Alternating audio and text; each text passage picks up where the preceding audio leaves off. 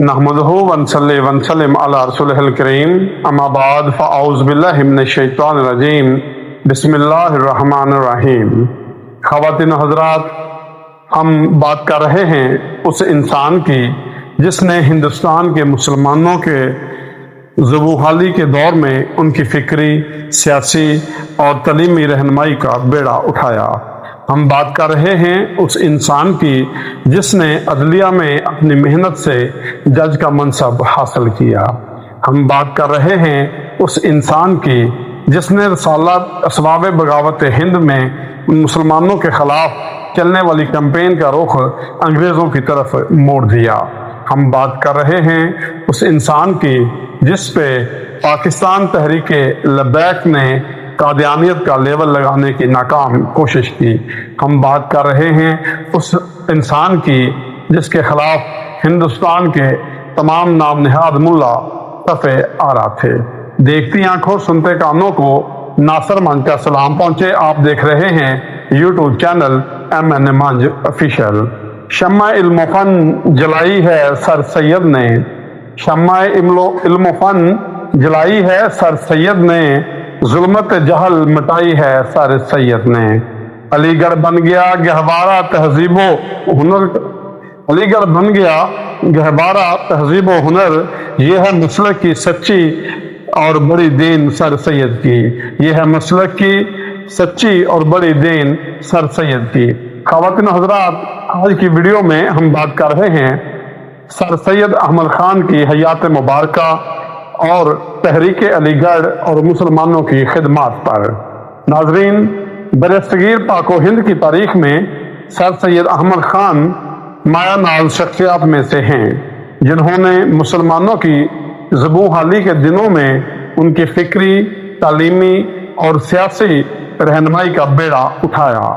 1857 की जंग आज़ादी के बाद बरसगीर के मुसलमानों पर जो पहाड़ तोड़े गए, सर सैयद ने अपनी बसीरत और फरासत से कौम को इस दलदल से निकाला। नाजरीन, सर सैयद अहमद खान 17 अक्टूबर 1817 को दिल्ली में पैदा हुए। उन्होंने इब्तदाई तालीम दिल्ली ही से हासिल की और फिर जल्द ही अंग्रेजी ज़ुबान, तारीख और जदीद अलूम की तरफ राग़िब हो गए। उन्होंने ईस्ट इंडिया कंपनी में अदलिया के शोबे में मुलाजमत का आगाज किया और अपनी काबिलियत के बलबूते पर वो जज के मनसब पर फराइज सर अंजाम देते रहे। 1857 की जंग आज़ादी के वक्त वो बंजौर में तैनात थे। 1857 की नाकामी के बाद बरसगीर के मुसलमानों को अंग्रेज़ों के गुस्से का निशाना बनना पड़ा। अंग्रेज ये समझते थे कि इस बगावत के असल जुम्मेदार मुसलमान हैं। इस वजह से मुसलमानों को सरकारी नौकरियों से निकाल दिया गया, उनकी जायदादें जब्त कर ली गईं और उन्हें हर शोबे में पसे पोस्त ढाल दिया।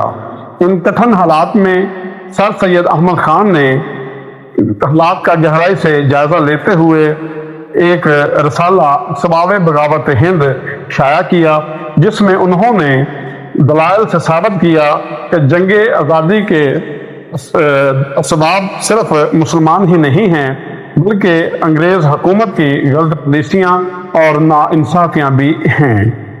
सर सैयद इस नतीजे पर पहुँचे कि मुसलमानों की बका और तरक्की का वाहिद रास्ता जदीद तालीम और मौका की सूरत हाल को देखते हुए अंग्रेज़ से मुफाहमत में है। इस मकसद के लिए उन्होंने 1864 में गाजीपुर में एक साइंटिफिक सोसाइटी कायम की, जिसका मकसद अंग्रेज़ी और दीगर मगरबी ज़बानों की इल्मी कुतुब का उर्दू तर्जमा करना था ताकि मुसलमान जदीद अलूम से रोशनास हो सकें। 1870 में तहज़ीबुल अखलाक रसाला शाया किया, जो कि एक इस्लाही रसाला था जिसने मुसलमानों के ख्यालात में तब्दीली लाने, फरसुदा रसूम व रवाज को तर्क करने और अक्ल व शऊर को बेदार करने में नहायत अहम किरदार अदा किया। 1875 में मदरसतुल उलूम और फिर 1877 ईस्वी में MAO कॉलेज का क़याम अमल में लाया गया। ये इदारा आगे चलकर अलीगढ़ मुस्लिम यूनिवर्सिटी बना।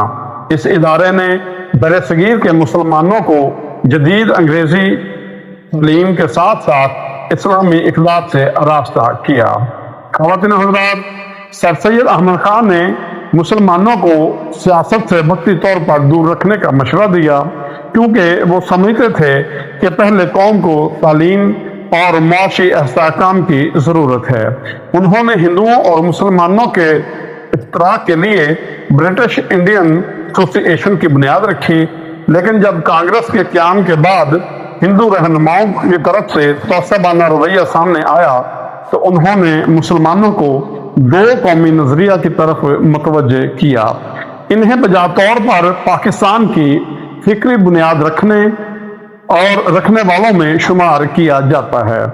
ناظرین، سر سید احمد خان نے دین اسلام کی تعلیمات کو سائنس کے ترازو میں پرکھنے کی کوشش کی۔ انہوں نے قرآن پاک کی تفسیر تبیان الکلام لکھی اور اسلام کے بنیادی اصولوں کو دور جدید کے تقاضوں کے مطابق اجاگر کیا۔ اگرچہ کہ کچھ اجتہادی نظریات پر اس وقت کے علماء کی طرف سے شدید تنقید بھی کی گئی، لیکن ان کا مقصد ہمیشہ اسلام کی حقانیت کو دنیا کے سامنے پیش کرنا تھا۔ ناظرین، سر سید احمد خان صرف ایک شخص نہیں بلکہ ایک تحریک تھے۔ انہوں نے برصغیر کے مسلمانوں کو مایوسی کے اندھیروں سے نکال کر روشنی کی راہ دکھائی۔ ان کے خدمات کا دائرہ تعلیم، ادب، سیاست اور مذہب تک پھیلا ہوا ہے۔ ان کی کاوشوں کا ثمر تھا کہ آگے چل کر اپنی الگ شناخت اور الگ وطن کا خواب شرمندہ تعبیر کیا۔ تحریک لبیک پاکستان اور کچھ مذہبی حلقوں کی جانب سے تنقید کی گئی کہ سر سید احمد خان قادیانیت عقائد رکھتے تھے۔ یہ سراسر غلط الزام ہے۔ سر سید احمد خان نے 19ویں صدی کی آخر میں عقل اور جدید سائنسی علوم کو بنیاد بناتے ہوئے اسلام کی جدید تعبیرات پیش کرنے کی کوشش کی تھی۔ انہوں نے دین اور سائنس کے درمیان مطابقت پیدا کرنے کے لیے جو مکتب فکر اپنایا، مخالفین اسے نیچریت یا نیچری مکتب فکر کا نام دیا کرتے تھے۔ سر سید احمد خان کے چند ایسے نظریات تھے جن پر اس وقت کے روایتی مولویوں مولانا قاسم نانوتوی اور رشید احمد گنگوہی اور دیگر مکاتب فکر کے علماء سخت تنقید کرتے تھے اور انہیں گمراہ کن بھی قرار دیا۔ جس بنا پر ان پر تنقید کی گئی ان میں چند آپ کی خدمت میں رکھ رہا ہوں۔ نمبر 1، معجزات کی عقلی تعویل کرنا، یعنی مادی اسباب میں انہیں سمجھنے کی کوشش کرنا۔ نمبر 2، حضرت عیسیٰ علیہ السلام کی حیات جسمانی اور رفع آسمانی سے اختلاف کرتے ہوئے ان کی وفات کا قائل ہونا۔ نمبر 3، فرشتوں، جنات اور عذاب قبر کی روایتی تشریحات سے ہٹ کر عقلی توجیحات پیش کرنا۔ اس وقت کے علماء نے سر سید کے ان نظریات اور خیالات کو اسلام کے مسلمہ عقائد کے خلاف قرار دیا تھا، قادیانی عقائد سے بالکل نہیں جوڑا تھا۔ سر سید احمد خان نے قرآن مجید کی تفسیر میں حضرت عیسیٰ علیہ السلام کی وفات کا نظریہ مرزا قادیانی سے پہلے پیش کیا تھا۔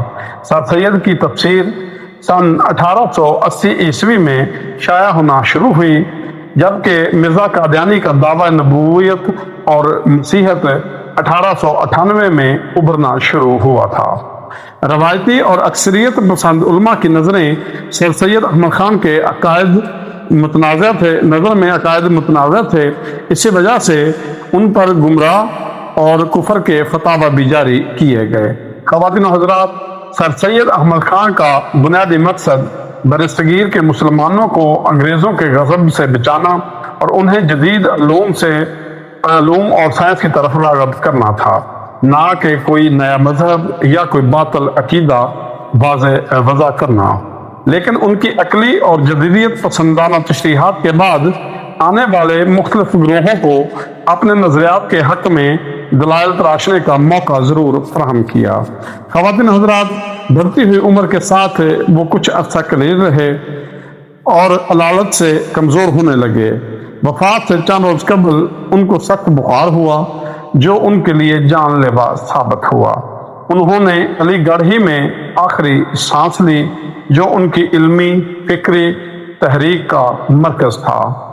27 مارچ 1898 عیسوی کو وہ اپنے خالق حقیقی سے جا ملے۔ انہیں علی گڑھ میں ایم کالج کی جامع مسجد کے احاطہ میں دفن کیا گیا۔ ان کا مزار آج بھی علی گڑھ مسلم یونیورسٹی کی جامع مسجد کے احاطہ میں مرجع خلائق ہے۔ آپ کو آج کی ویڈیو کیسی لگی؟ اپنی رائے کا اظہار کمنٹ میں ضرور کیجیے گا۔ مزید ایسی ویڈیو دیکھنے کے لیے ہمارے چینل کو سبسکرائب کر لیں۔